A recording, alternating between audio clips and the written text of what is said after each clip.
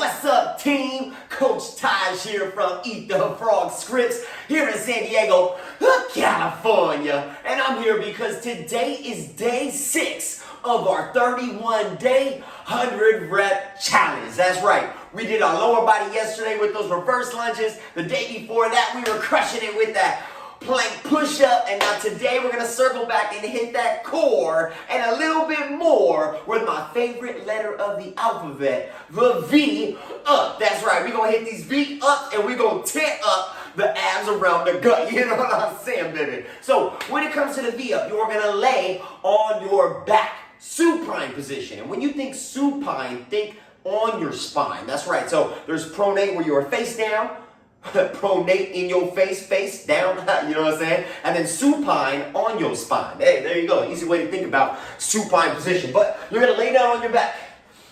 When you are laying down, the biggest thing that you want to think about is what is your lower back doing? A lot of times when we lay down, that lower back curves. And basically below your back, you'll feel that you'll be able to put your hand below your lower back, and there's space there. We do not want that space there. So my favorite way to go about flattening that whole spine is bring your knees up directly over your hips and then flip your pelvis. So flip your pelvis, tuck your belly down, and then drive the spine into the floor. From there, you should not be able to put your hand under your lower back. Now, once you are able to accomplish that, you're then going to extend your legs out and then bring your arms out to bring your biceps by your ears. Now, this is where your lower back may want to curve again, so really tuck it and drive it down. Now, from here, you're going to bring your hands to your feet to create that V shape. So you're going to come up. You don't need to hold, but notice I'm here in a V. My hands come up towards my feet, and then I slowly lower back down. Now what happens is, if you don't remain active in the core, if you release everything, you will notice more than likely that lower back will once again round or curve off of the ground.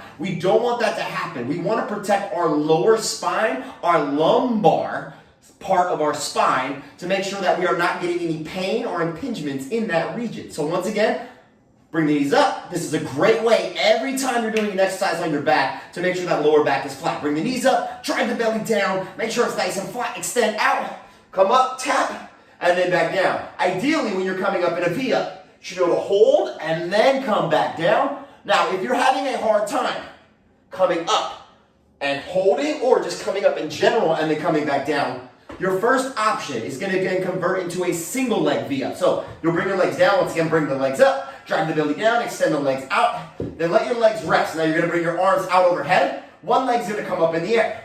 So you're just going to bring one leg up while the other leg is rested, and then you'll lower down and then alternate. Now, even if you're going with the option, we want to make sure that we're not killing our gains or our progress by overusing our arms and creating unnecessary momentum. A lot of times we like to cheat ourselves by tricking ourselves, thinking we're doing more by doing less, by using more of our body, which is not allowing us to maximize the gain. So using your arms, if you're swinging your arms, you're actually using the momentum created from the arms instead of using the core muscle. So when you're doing it, really think about that drive through the belly, and your arms should basically not move. Tap that heel, tap that toe, whatever you can reach for, and then lay that down. Now, an option within the option, if you're going with the single leg V-up, you can just tap your knee, you can tap your ankle. You don't have to keep that leg straight. A lot of times if you have really tight hamstrings, that can be really difficult. Or you can just come up with that leg and then tap it from here and work on more of a single leg lift. So just here and then back down. Here and then back down. Now, if you're like, Taj, I need that challenge. I want to be challenged, and I want to be invincible by the time I'm done with these 100 reps. Well, guess what? Bring those knees up, drive that belly down, extend those legs out. Now notice, I'm now in that hollow body hold. Now you're going to V up out of the hollow body hold and go really slow, especially on the way down. Once again, if you can hold and then slowly lower down, once again, trying to keep the upper back off the ground, trying to create that, I like to call it the crescent moon for all my yogis, all my non-nostalgics, you know what I'm saying? Trying to keep that crescent moon or that banana shape. Pause, slowly lower. That's going to be a great option. Also, you can add something like a weight, a dumbbell, a shoe, something else to your hands. You could even squeeze something together between your feet. Then you'll be activating a little bit of inner groin, you'll be activating basically the shoulders, and you'll be activating the surrounding muscle groups as well if you add those loads. Now the biggest thing about this movement, once again, I cannot reiterate enough, we gotta make sure our lower back is driven into the floor, because if we curve that lumbar, we will not feel good when we slumber. Or slumber, I mean sleep. You know what I'm saying, baby. So anyway, make sure you're listening to your body. Avoid the crazy creation of the momentum. Choose whatever option, challenge, or just a regular V-up, whatever you prefer.